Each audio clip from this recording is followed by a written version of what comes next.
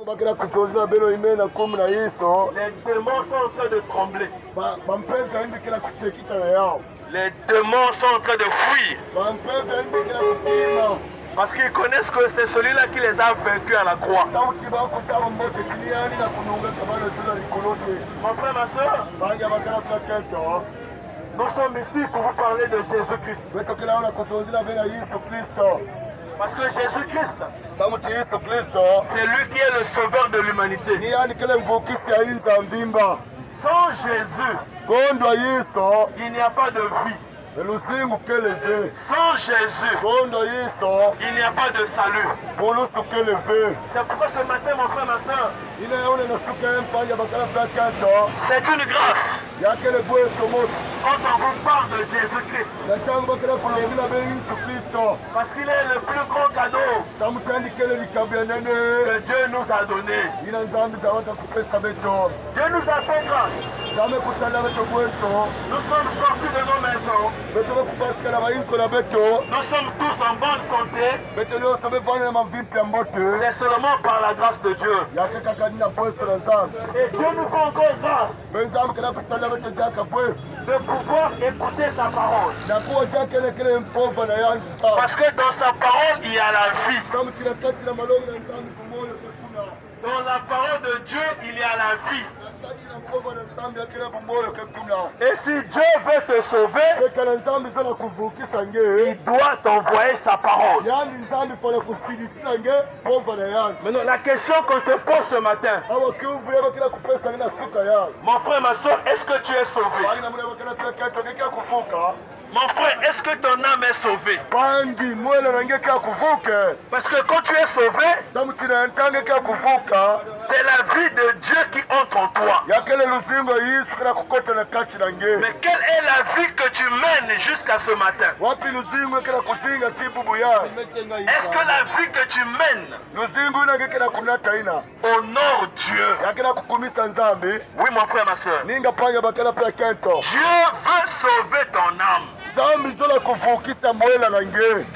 veut te faire du bien. Il a déjà tout accompli pour toi. À la croix de Golgotha. Alors ta responsabilité c'est quoi? C'est accepter ce que Jésus a fait pour toi. C'est accepter le pardon que Dieu t'a accordé. C'est accepter la paix de Dieu en Jésus-Christ. Oui, mon frère, ma soeur. Est-ce que tu es sauvé? C'est la question que chacun doit se poser. Est-ce que je suis sauvé? Mon frère, ma soeur, est-ce que tu es sauvé? Parce que le seul moyen d'être sauvé, c'est Jésus-Christ. Ce n'est pas Guy-Émile Loufoua. Ce n'est pas Simon Kimbangu. Ce n'est pas Mahomet. Le seul qui sauve, c'est Dieu. Et Dieu sauve par Jésus-Christ. Est-ce que toi tu es sauvé? Est-ce que si tu peux mourir à 15 heures, tu vas aller au paradis? C'est la question qu'on se pose, mon frère, ma soeur. La Bible dit, crois au Seigneur Jésus-Christ et tu seras sauvé, toi et ta famille. Donc si tu veux être sauvé et tu veux aussi que ta famille soit sauvée, tu dois croire au Seigneur Jésus-Christ. Parce que celui qui croira et qui sera baptisé, il sera sauvé.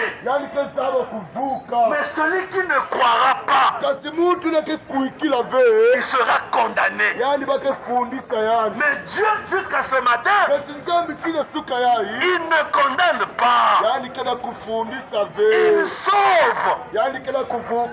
Parce que c'est le jour de grâce. C'est le jour du salut. C'est le temps de grâce. Tu as une décision à prendre. Quelle est ta décision? Parce que dans ce monde, il n'y a que deux méthodes. Servir Dieu ou servir Satan. Quel est ton choix? Si tu choisis Dieu, il t'amènera au paradis. Mais si tu choisis le diable, il t'amènera en enfer. Quel est ton choix ce matin? Après la mort, tu ne prends pas une décision. Après la mort, ça sera trop tard. Même si on prend ton corps, on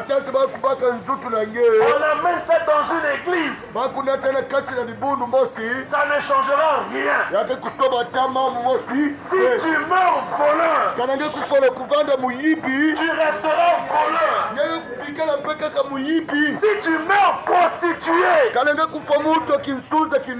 tu resteras prostitué.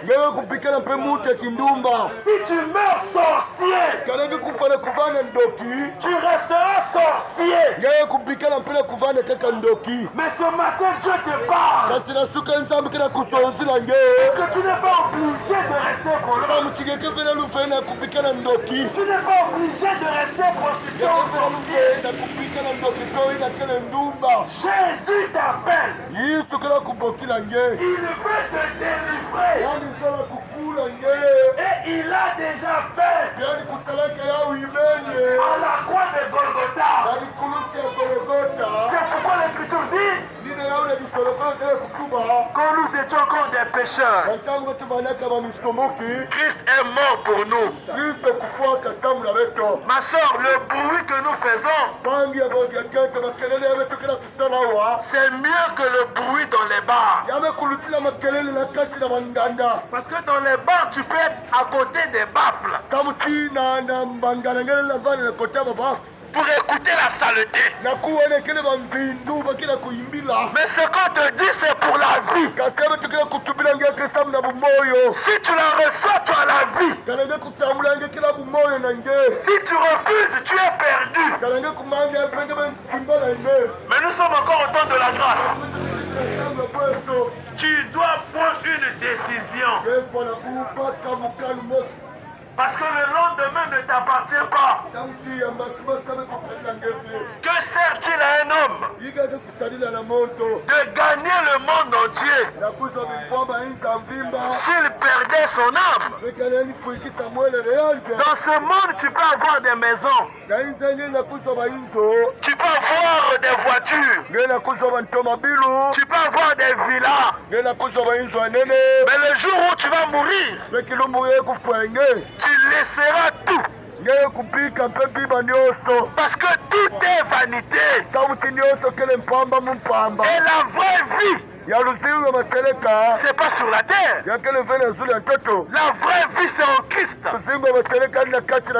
Et c'est Christ qui te parle par son esprit. Nous vivons les temps de la fin. Et Jésus-Christ revient bientôt. Il a donné la promesse dans Jean 14. Que votre cœur ne se trouble point. Croyez en Dieu et croyez en moi. Il y a plusieurs demeures dans la maison de mon Père. Amen. Si cela n'était pas, je vous l'aurais dit. Je vais vous préparer une place. Jésus-Christ est allé préparer une place pour toi. Jésus-Christ est allé préparer une place pour toi. Et quand il aura fini, il reviendra pour te chercher. Mon frère, ma soeur, il y a une place pour toi au ciel. Ici sur la terre, tu dois te préparer pour cela. Il y a une place pour toi au ciel. Et le seul chemin pour y parvenir, c'est le Seigneur Jésus-Christ. Ce matin, Jésus t'appelle. Ce matin, Jésus veut te sauver. Ce matin, Jésus veut te délivrer. Mais tu dois accepter. Parce qu'à la croix de Golgotha, Jésus a tout fait pour toi. Oh mon frère, ma soeur, le lendemain ne t'appartient pas. La mort nous surprend toujours. Alors aujourd'hui, si tu entends la voix de Dieu, n'endurcis pas ton cœur. Donne ta vie à Jésus-Christ et tu vivras éternellement. Ce matin, que Dieu vous bénisse. Que Dieu bénisse même vos maisons. Que Dieu bénisse vos familles. Que Dieu bénisse aussi votre travail. Et que Dieu sauve aussi vos âmes. Nous vous souhaitons une bonne journée. Et tous nous disons Amen.